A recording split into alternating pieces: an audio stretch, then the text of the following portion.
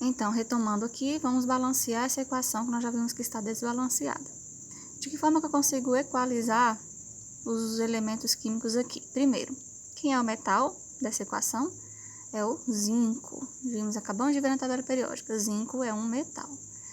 E cloro não é metal, nem hidrogênio também, então eles são ametais. Então, vamos primeiro balancear o zinco.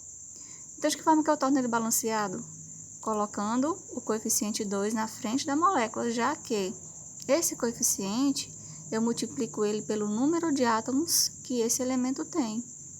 E essa multiplicação, o resultado dessa multiplicação, tem que ser igual ao número de átomos que ele tinha de maior atomicidade ali, que nesse caso é o 2. Então, se ele tinha 2, coloco um coeficiente 2 aqui na frente dessa molécula, 2 multiplicado por 1, átomo de zinco, dá 2. Então, pronto, balanceamos o zinco, 2 e 2. Porém, quando tem uma substância composta, esse coeficiente tem que ser multiplicado por todos os elementos. Então, se tem 2 vezes 1 zinco, 2. 2 vezes 1 cloro, também 2. Né? Então, dessa forma aqui, nós conseguimos alterar o valor também do cloro, que anteriormente era quanto? Só 1, não era? 1 e 1. Então, depois que eu coloquei o coeficiente 2, ele alterou também o valor do cloro. Aqui eu já coloquei logo 2, mas antes não tinha o número 2, era só HCl. Então, eu tinha 2 cloros no lado dos produtos, agora eu tenho com o coeficiente 2 ali, 2 cloros do lado dos produtos, e no lado dos reagentes tinha só 1. Então, como é que eu faço para balancear do outro lado? Coloco um coeficiente 2 aqui também, em toda essa molécula, antes da molécula, né, antes da substância composta aqui. E agora sim eu tenho 2 cloros também, ó. 2 vezes 1, 2. 2 cloros do reagente e 2 cloros nos produtos. Só que esse coeficiente também vai ter que ser multiplicado pelo hidrogênio, já que é uma substância composta. 2 vezes 1 hidrogênio, 2 nos reagentes. E 2 hidrogênios também nos produtos. Pronto, conseguimos balancear essa equação química aqui, inserindo esses 2 coeficientes antes dessas 2 moléculas. Fechamos aqui o método de tentativa. Primeiro metal, depois ametal e por último o hidrogênio. Se tivesse um oxigênio aqui, seria o oxigênio por último. Então, continuando, tentativa, ok. Agora a metodologia por oxirredução, ou também chamado de redox.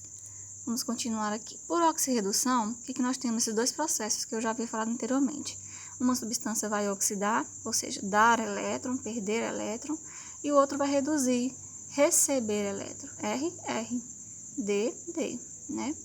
Então, se um átomo, um elemento químico, ele oxida, ele dá elétron, então ele vai o quê? Perder elétron. Se ele dá, ele perde. Quem reduz vai o quê? Receber elétron, ou seja, ganhar. Por isso que nós dizemos que o NOx, quando o elemento químico reduz, o NOx dele vai diminuir. Porque se ele reduz, ele perde. Se ele reduz, no caso que ele vai o quê? Ganhar elétron. Se ele vai ganhar, ele vai ficar com mais carga negativa. Por isso que o NOx diminui do número positivo para o número negativo. Já eu vou mostrar essa tabelinha para vocês aqui. E se ele está oxidando, significa que ele está o quê? Dando elétrons, perdendo elétrons. E o NOx aumenta. Se ele perde elétron, a carga dele vai ficar o quê? Positiva. Não é isso? Então, por isso que o NOx, a carga dele vai aumentar. Se a carga é positiva, a carga aumenta. Se a carga é negativa, então a carga vai o quê? Diminuir. O NOx vai diminuir. É por esse motivo. Outra coisa, ó, se ele ganha elétron, a carga fica negativa. Se ele perde, a carga fica positiva. Outra coisa, vocês podem verificar em vestibular, no Enem aí, esses 2 nomes aqui, ó, agente redutor e agente oxidante. O que é o agente redutor? O agente é aquele que causa, que realiza alguma coisa, né? Então, aquele que oxida, aquele átomo que oxida, ele causa no outro o quê? Uma redução. Aquele que reduz causa no outro uma oxidação, ou seja, o contrário do que ele mesmo faz. Então, quem oxida causa no outro redução, e ele se torna quem? O agente redutor. Quem é o agente redutor? Aquele que oxida. Quem reduz causa no outro a oxidação, ou seja, o contrário do que ele fez. Então, quem reduz torna-se o agente oxidante. Tudo isso para quê? Para que o número de elétrons doados seja igual ao número de elétrons recebidos, né? Então, se aquele que oxida, ele causa no outro, ou seja, ele perde elétrons, alguém vai ter que ganhar. Então, ele causa naquele outro o quê? O ganho de elétron, ou seja, a redução. Então, quem oxida é o agente redutor, quem reduz é o agente oxidante. Só você inverter. Quem oxida é o agente redutor, quem reduz é o agente oxidante. Simples assim. E aí, nós temos alguns passos a seguir para fazer esse balanceamento por oxirredução. São 4 passozinhos aqui a seguir. O primeiro deles é determinar o NOx. O que é mesmo o NOx? É a carga do elemento químico, né? Se a carga é positiva, se é negativa. Indica o que também? Quantos elétrons ele ganhou ou ele perdeu, não é isso?